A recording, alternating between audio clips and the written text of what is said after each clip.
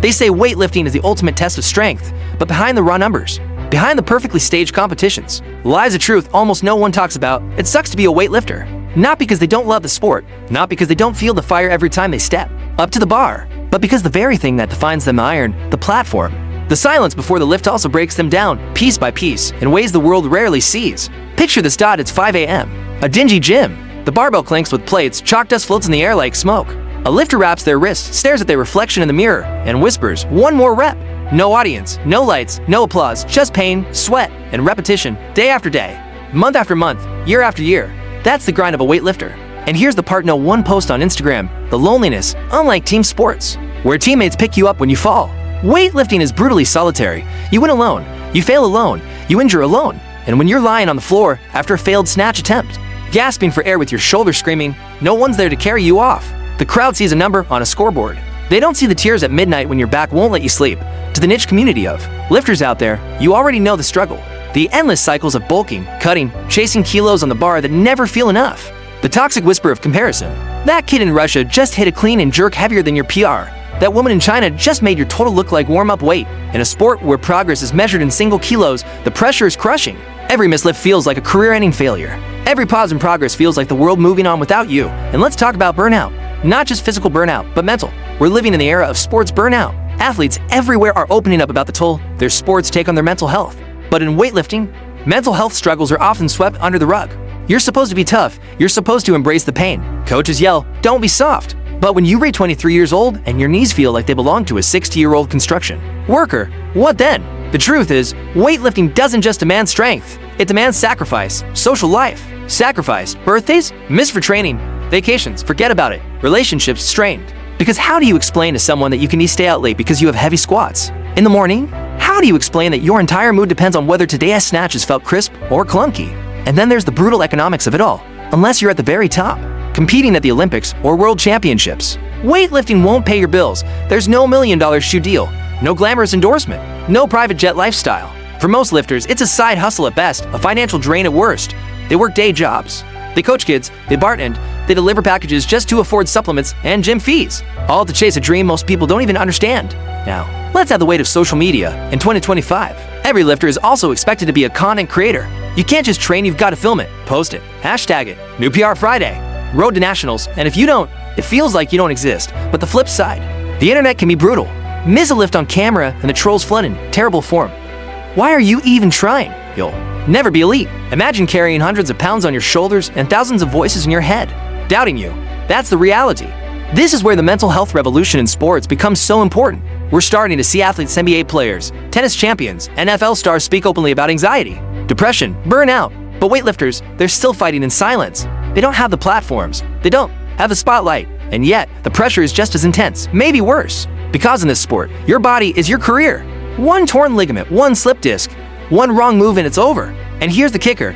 Even when you succeed, it doesn't always feel like enough. You could train for years, sacrifice everything, and finally win your national championship. And the first question you'll hear: so, when are you going to Worlds? The bar just keeps moving. Achievement becomes emptiness. The hunger never stops. But let's rewind.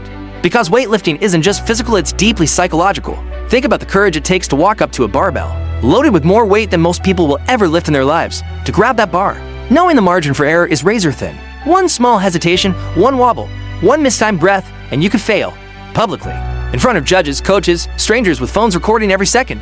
That's not just strength. That's vulnerability at its rawest. And the injuries, though, they're brutal. Torn labrums, shredded knees, ruptured discs. You don't play weightlifting, you survive it. Every lifter has battle scars. Every lifter carries pain like a shadow. Ask any seasoned lifter what hurts, and they'll laugh. What doesn't? They'll say.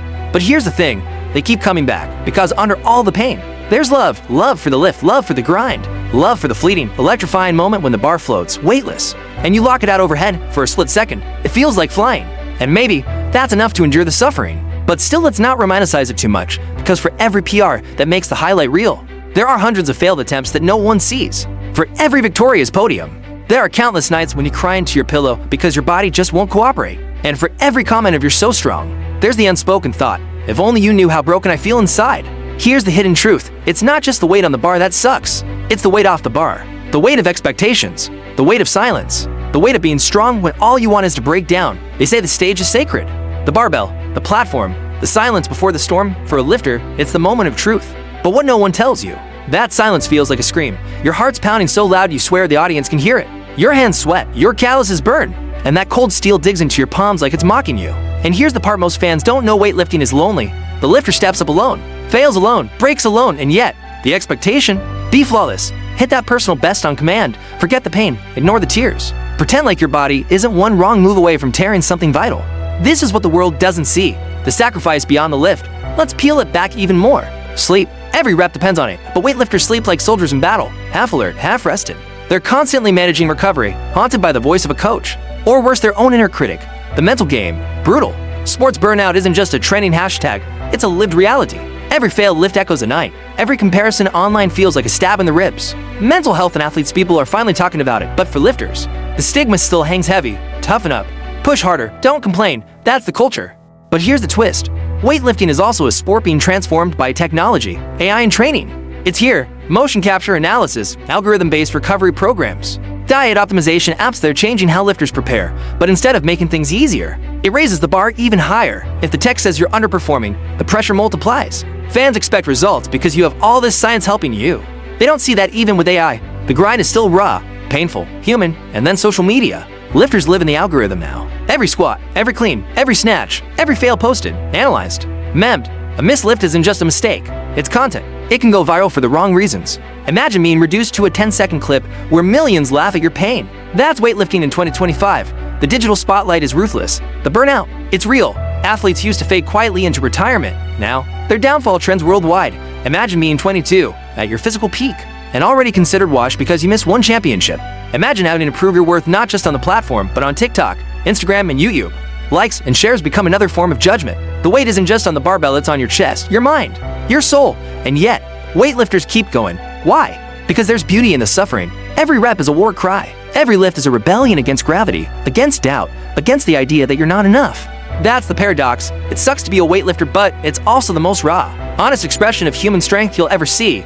Let's talk culture. Weightlifting isn't like mainstream sports. There's no billion-dollar contract waiting, no sneaker deals, no private jets. Most lifters grind in silence in dusty gyms surrounded by clanging iron and sweat-stained chalk. They do it for passion, for pride, for that one fleeting moment when the barbell hovers above their head and the world feels weightless. But the cost? Sometimes it's their bodies, sometimes it's their sanity, sometimes it's relationships, families, futures. And here's the controversial part. In 2025, weightlifting is also fighting for relevance. Powerlifting and CrossFit have stolen much of the spotlight. Olympic lifting feels old school, a relic to some. Sponsors chase hype, not heritage. Lifters, they're forced to adapt. They brand themselves online, fight for recognition, and try to balance tradition with trend. And that's another layer of why it sucks to be a weightlifter. The battle isn't just against gravity, it's against invisibility. But through it all, there's resilience, the kind you can't fake.